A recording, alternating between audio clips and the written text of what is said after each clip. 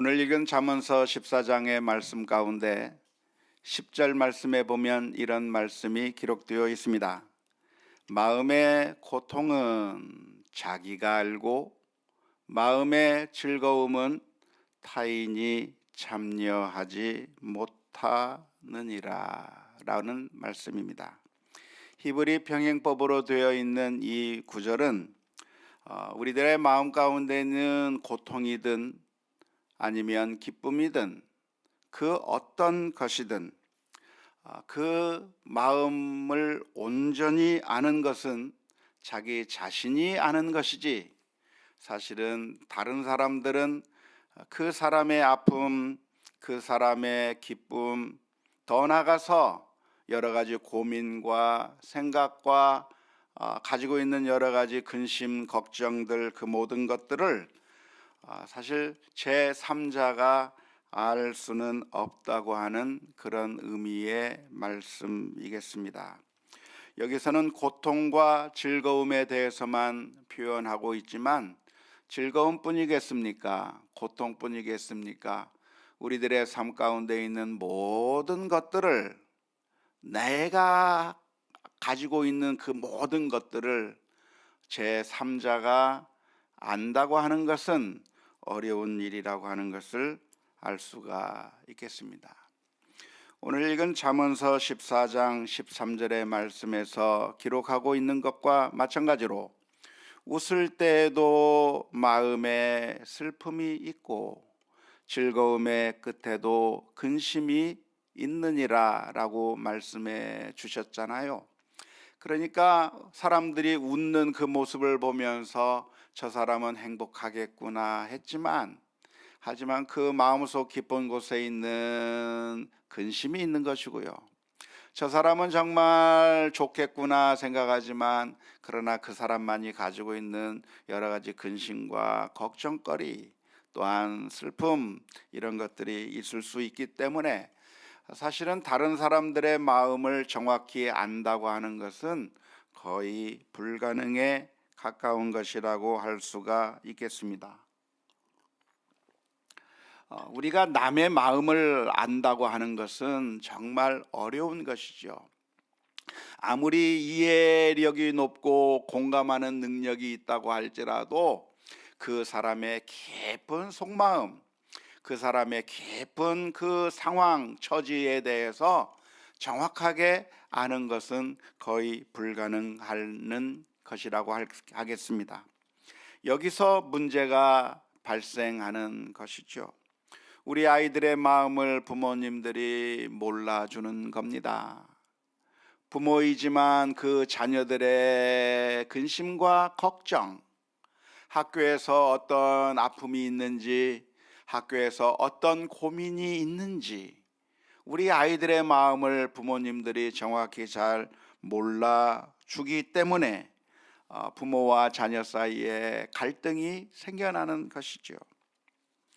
뿐만 아니라 지도자의 마음을 몰라주기도 하고 역으로 일반 대중의 마음을 지도자들이 몰라주기도 하기 때문에 결국 모든 것들이 삐걱삐걱거릴 수밖에 없는 그런 상황들이 발생하고 있는 것입니다.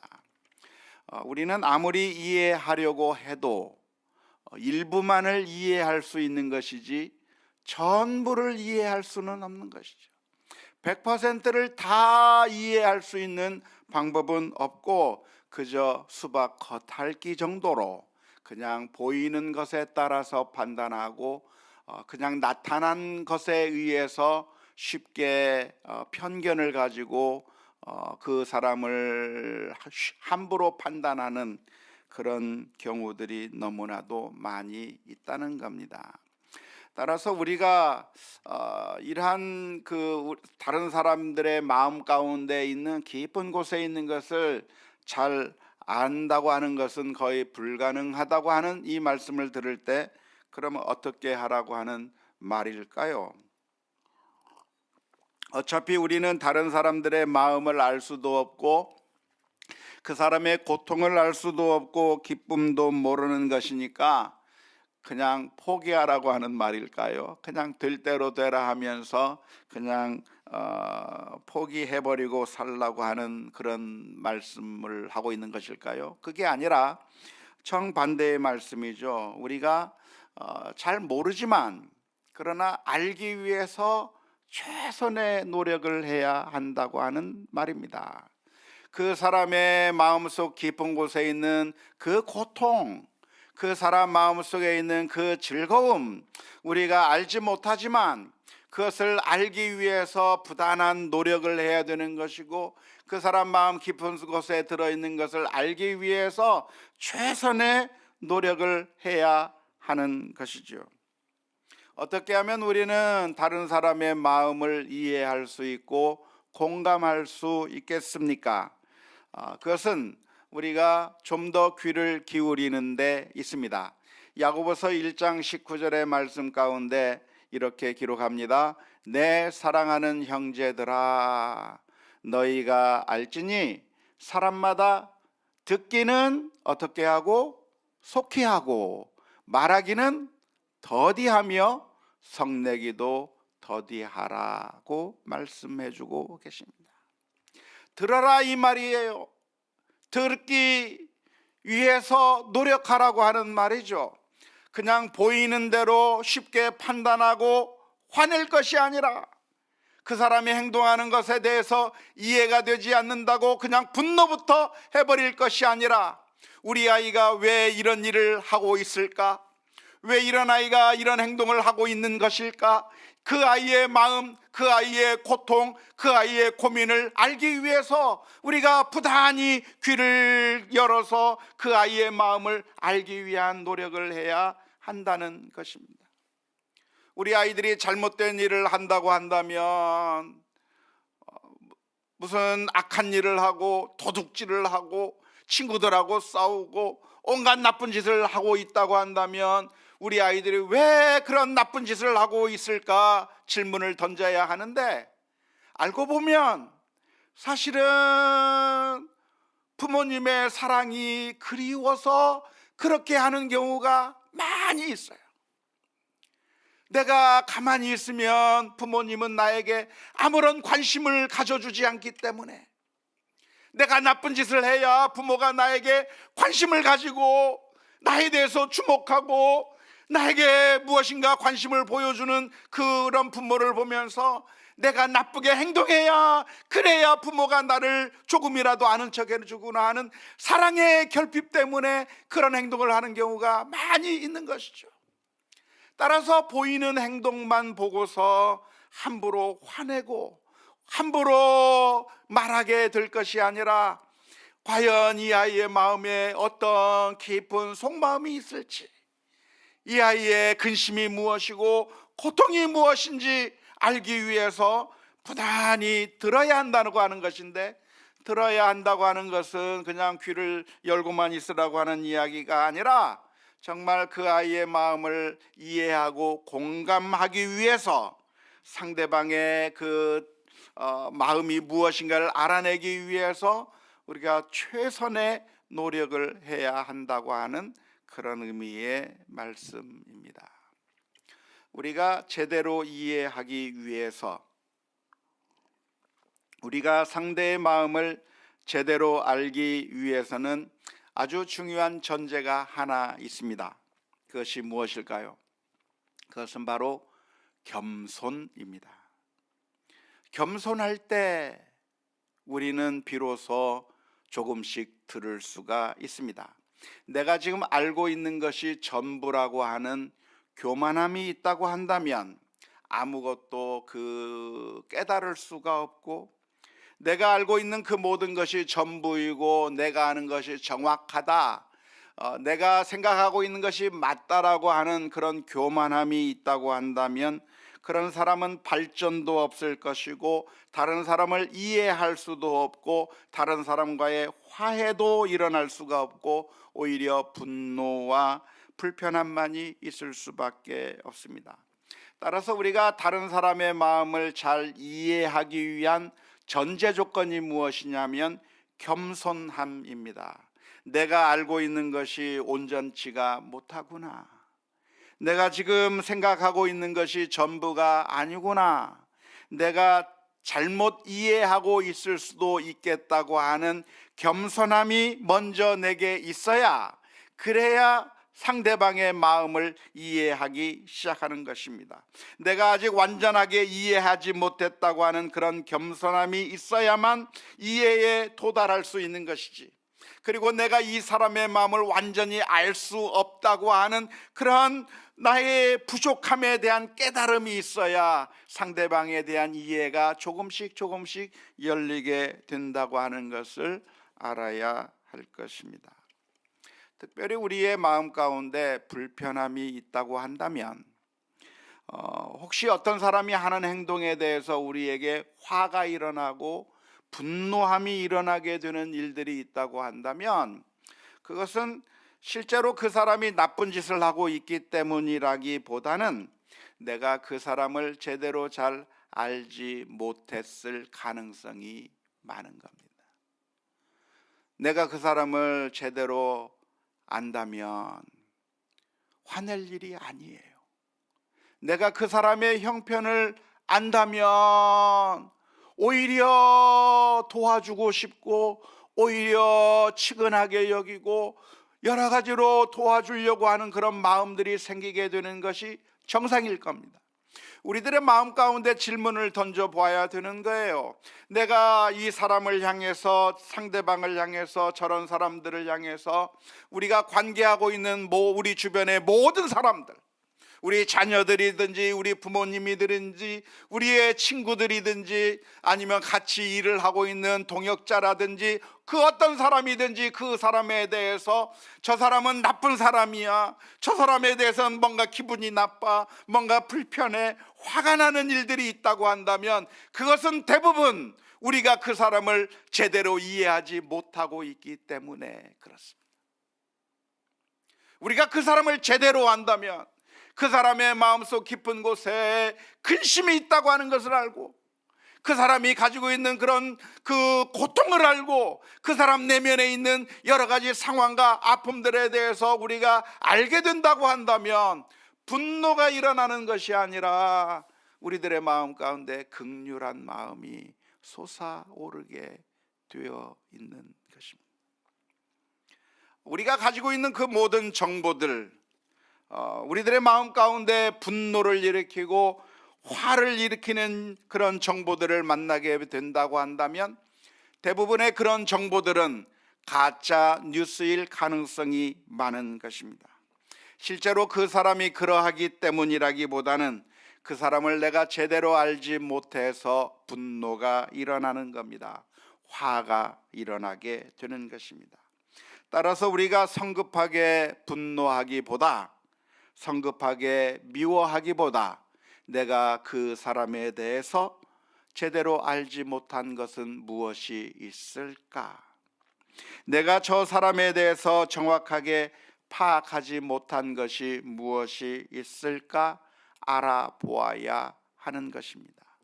그렇게 알아보지 않고 내가 교만하여 다른 사람에 대해서 미워하고 멸시하고 분노하고 의심하고 있다고 한다면, 그것은 내가 교만한 것일 뿐이지 내가 바른 판단을 내린 것이 아니라고 하는 점을 우리가 잘 기억해야 할 줄로 믿습니다. 따라서 우리는 항상 질문을 던져야 합니다. 우리들의 마음 가운데 분노 가득하다면, 화가 일어나고 있다고 한다면, 의심이 일어나고 있다고 한다면, 내가 이해하지 못한 것이 무엇이 있을까? 저 사람에 대해서 더욱더 잘 알기 위해서 귀를 기울여야 하고, 그 사람의 마음에 공감하기 위한 최선의 노력을 할 수 있게 해 주옵소서. 하나님 앞에 기도하며 나아가는 우리 모두가 다 될 수 있기를 주님의 이름으로 축원합니다. 역으로 이제는 내가 다른 사람을 이해하는 입장이 아니라 다른 사람들이 나를 이해해 주지 못할 때에는 어떻게 하면 좋을까요? 내가 잘 이해하지 못해서 분노하게 되는 그런 경우들을 생각해 봤는데, 역으로 사람들이 나를 제대로 이해해 주지 못해서 답답하고, 사람들이 나를 제대로 잘 알아주지 못해서 분노가 일어나고, 그리고 사람들이 나를 제대로 이해해 주지 않기 때문에 온전하게 대우해 주지 않는 그런 참 어처구니 없는 상황을 만나게 된다면 우리는 어떻게 해야 하겠습니까? 그때에는 절망할 것이 아닙니다. 어차피 우리 사람들은 어떤 사람들인가, 제대로 알아줄 수 있는 능력이 안 되는 게 사람들입니다. 오늘 말씀에 기록하고 있는 것처럼 마음의 고통을 자기만 할 뿐이지 다른 사람이 알아줄 수 없고, 마음속에 있는 그 즐거움을 나는 즐거워도 타인은 그 즐거움에 참여할 수 없다고 하는 이 하나님의 말씀, 잠언의 말씀을 보면서 우리가 발견해야 되는 진리가 있다고 한다면, 결국은 내 문제를 내 옆에 있는 사람이 알아줄 수 없다는 거예요. 그게 한계라는 건 하는 거예요. 남편이 못 알아줘요. 아내가 못 알아줘요. 우리 부모님이 못 알아주고 우리 자녀들이 못 알아주는 겁니다. 이해가 부족하기 때문에 다 알 수 없는 그러한 한계가 있기 때문에 우리들을 온전히 이해해 주지 못하게 되는 것이죠. 저도 어렸을 때는 우리 부모님을 보면서 이해가 되지 않았어요. 왜 우리 부모님은 저렇게 행동하는 것일까? 이해가 안 됐어요. 어른들을 바라보면서 왜 어른들은 저렇게 행동할까? 이해가 안 됐어요. 왜 자꾸만 저런 행동을 할까? 이해가 안 됐어요. 안경을 가지고 자꾸 이렇게 하고 하는데 왜 자꾸 안경을 만지고 그럴까?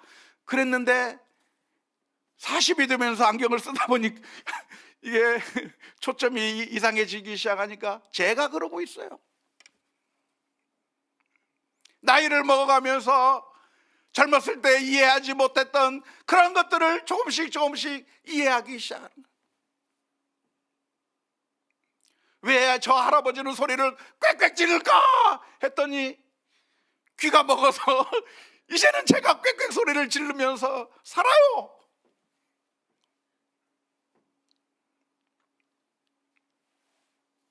그러나 아무리 해도 누구의 마음을 제3자가 알아줄 수 있는가? 나의 마음을 제3자가 알아줄 수 있겠는가? 아무리 사랑이 많은 우리 딸들도 나의 아픔과 고민을 못 알아줄 수밖에 없는 거예요. 평생을 같이 살았던 남편도, 평생을 같이 함께하는 아내도 우리의 마음을 온전히 알기는 어려운 것입니다.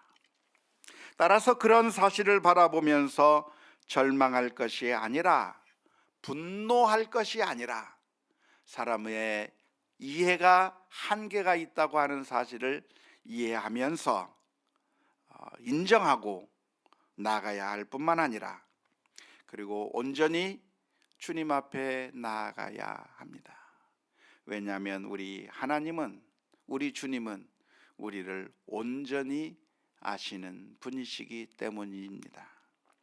주님께서는 우리를 아시되 나보다도 더 잘 아시는 하나님이시고, 주님께서는 우리의 상황을 속속들이 알고 계시는 하나님이시며, 그리고 우리의 눈에 눈물을 닦아주실 유일한 분이 주님이시라고 하는 사실을 기억하면서 우리의 위로와 소망을 사람들에게 둘 것이 아니라 하나님에게 두며, 하나님 앞에 우리의 속사정을 아뢰고 하나님께서 베풀어 주시는 그런 은혜를 바라볼 수 있는 우리 모두가 다 될 수 있기를 주님의 이름으로 축원합니다. 11절 말씀에 보면 이런 말씀이 기록되어 있습니다. 악한 자의 집은 망하겠고 정직한 자의 장막은 흥하리라. 당연한 말씀이죠. 악한 자의 집은 망한다. 그리고 정직한 자의 장막은 흥한다 것이라고 하는 것은 너무나도 당연한 말씀인데요. 그런데 이 세상은 당연하지 않은 것처럼 들리는 말입니다. 이 말은 언제 할 수 있는 말인가?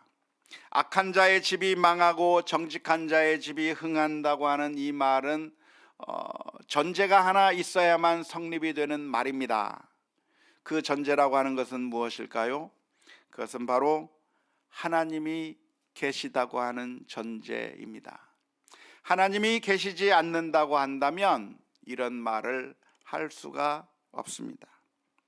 만일 이 세상이 이루어진 것이, 우리가 이렇게 태어나게 된 것이 어쩌다 보니까 우연에 의해서 우리 인생이 만들어진 것이라고 한다면, 어쩌다 보니까 진화가 되어서 무기물이 유기물이 되고 유기물이 단세포가 복잡한 세포로 진화하고, 그래서 사람으로 진화할 정도로 그렇게 수억 년에 걸친 그 진화의 과정에 의해서 어쩌다 보니까 이렇게 사람이 만들어진 것이라고 한다면, 그리고 우리가 살고 있는 이 지구가 빅뱅에 의해서 갑자기 터져서 어떻게 이 우주가 이렇게 형성도 되고 저렇게 형성되고 하다가 어쩌다 보니까 지구가 만들어지고, 어쩌다 보니까 적당한 거리에 태양도 만들어지고,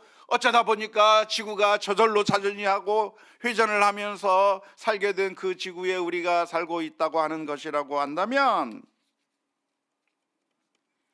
악한 자의 집이 망할 것이라고 하는 것을 말할 수가 없습니다. 정직한 자의 장막이 흥할 것이라고 하는 말을 할 수가 없습니다.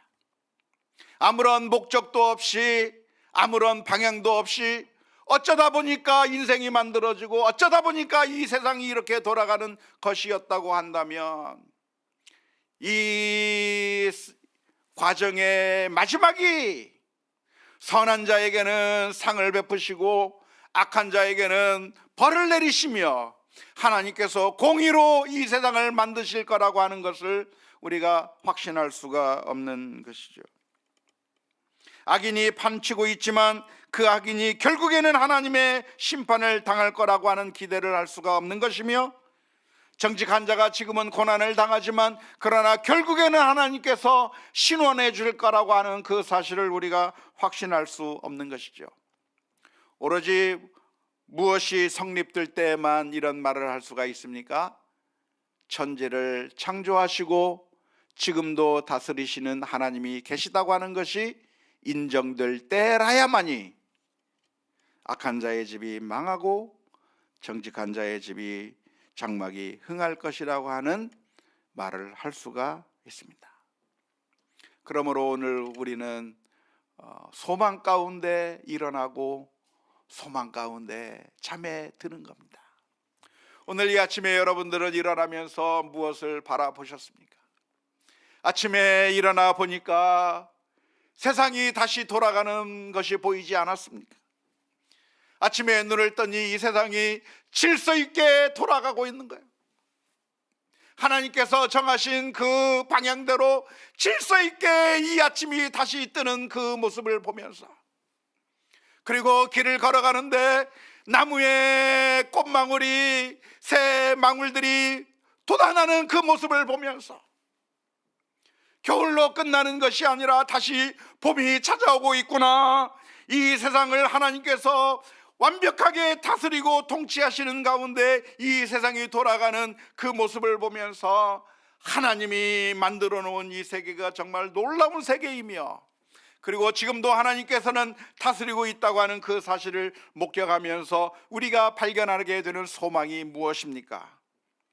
하나님께서 지금도 다스리고 계시고, 지금 당장은 어려운 일 당할 수 있지만 하나님께서는 결국에는 눈물을 닦아주실 것이고, 하나님께서는 결국에는 정직한 자를 흥하게 하시고 악한 자는 파멸로 이끄시는 그 하나님을 바라보면서 우리가 소망 가운데 거할 수 있게 되는 것입니다. 따라서 우리는 하나님이 계심을 믿기 때문에 낙심하지 않게 되는 것이죠. 갈라디아서 6장 9절의 말씀에 우리가 선을 행하되 낙심하지 말지니 포기하지 아니하면 때가 이름에 거두리로다. 하나님이 계시지 않는다고 한다면 이런 말을 할 수가 없는 거예요. 이 세상이 우연으로 돌아간다고 한다면 이런 말을 할 수가 없는 거죠. 하지만 하나님께서 계시기에 선을 행하면서도 낙심하지 않는 겁니다. 지금 당장 아무런 결과가 보이지 않는다고 해서 실망하지 않는 겁니다. 우리가 수고한 모든 것들이 헛수고로 돌아가는 것처럼 보여도 절망하지 않는 겁니다. 왜냐하면 하나님이 계시기 때문에 결국에는 악한 자의 집은 망하게 하겠고 선한 자, 정직한 자의 장막은 흥하게 하실 거라고 하는 하나님의 약속이 참된 것이고 반드시 그대로 이루어질 거라고 하는 사실을 믿기 때문에 소망 가운데 서는 줄로 믿습니다. 따라서 오늘 우리가 이 말씀을 바라보면서 소망 가운데 바라보는 선한 일을 하되 멈추지 말고 끝까지 믿음으로 신뢰하며 나아가는 우리 모두가 다 될 수 있기를 주님의 이름으로 축원합니다. 동시에 이 말씀은 우리로 하여금 두렵고 떨리게 하는 말씀입니다. 왜냐하면 이 말씀은 정직한 자의 장막이 흥할 것이라고 말씀하시면서 악한 자의 집은 망할 것을 말하고 있기 때문에 그렇습니다. 악한 자는 어떻게 되는가? 지금 괜찮아 보여도 망하게 될 거라는 거예요. 지금 승리하는 것처럼 보여도 결국에는 하나님께서 심판하실 거라고 하는 게 오늘 본문의 말씀입니다. 지금 아무리 괜찮아 보이고 승승장구하는 것처럼 보인다고 할지라도 괜찮다고 안심할 것이 아니라 만일 우리가 죄 가운데 거하고 있다고 한다면 심판이 머지 않았음을 알기에 두렵고 떨릴 수밖에 없는 말씀인 것이죠. 똑같은 말씀인데 의인에게는 소망의 말씀, 악인에게는 두렵고 떨린 말씀이 되는 것입니다. 그렇다고 한다면 만일 우리가 죄악 가운데 있다고 한다면 하나님 앞에 회개해야 하는 것이죠. 누가복음 13장 3절의 말씀에 주님께서 말씀하십니다. 너희에게 이르노니 아니라 너희도 만일 회개하지 아니하면 다 이와 같이 망하리라. 괜찮아 보여도 회개하지 않으면 망할 것이다. 괜찮아 보여도 괜찮은 것이 아니라 결국 망할 것이다 라고 하는 이 주님의 음성에 귀를 기울이며 오늘 또 하나님 앞에 겸손하게 회개의 길로 나가는 우리 모두가 다 되어야 될 줄로 믿습니다. 12절의 말씀은 이렇게 기록하고 있습니다. 어떤 길은 사람의 보기에 바르나 필경은 사망의 길이니라. 내가 의롭다고 생각한다고 해서 의로운 것이 아닙니다. 내가 옳다고 생각하면 옳게 되는 것이 아니라 내가 옳다고 생각해도 사실은 잘못된 게 있을 수가 있다는 이야기입니다. 그래서 지금 우리가 이 정직한 자의 집은 흥왕할 것인데 악한 자의 집은 망할 것이라고 하는 이 말씀을 보면서 우리 자신을 되돌아봐야 되는데 우리가 어떻게 되돌아봐야 되는가? 스스로를 생각하면서 괜찮겠지, 아무 문제가 없겠지 라고 스스로를 정당화할 게 아니라는 겁니다. 왜냐하면 어떤 길은 사람이 보기에 바르지만 그러나 사실은 그게 망하는 길이 될 수 있다고 말씀하고 있기 때문에 그렇습니다. 사사기 시대의 문제가 무엇이었나요? 구약성경 사사기에 있는 그 사사 시대에 있었던 사람들의 문제가 무엇이었냐면 그들은 자기 소견에 옳은 대로 행한 거죠. 하나님께서 말씀하신 대로 순종한 게 아니라 내가 보기에 괜찮아 보이면 행동하는 겁니다. 내가 보기에 좋다고 생각하면 행동하는 겁니다. 그런데 문제가 뭐예요? 내가 좋다고 하면 좋은 게 되나요? 아니요. 독약이 있는데 먹어도 괜찮겠다고 내가 생각하고 먹으면 안 죽나요? 아니요. 위험한 거예요. 내가 어떻게 생각하는 게 중요한 것이 아니라 그게 정말 무엇인가, 그게 중요한 것이죠. 기준이 누구에게 있는가? 내가 어떻게 생각하는가에 기준이 달려 있는 게 아니라 하나님에게 기준이 달려 있는 것이죠. 우리의 소견이 옳지 않을 수 있는 겁니다. 왜냐하면 우리의 이성이 타락해서 바른 판단을 하지 못하고 오염된 이성이기 때문에 그렇습니다. 우리의 양심이 타락해서 마비되었기 때문에 그렇습니다. 그래서 사탄은 끊임없이 우리들에게 합리화를 하게 만듭니다. 이것은 죄가 아니다라고 말하게 하는 것이죠.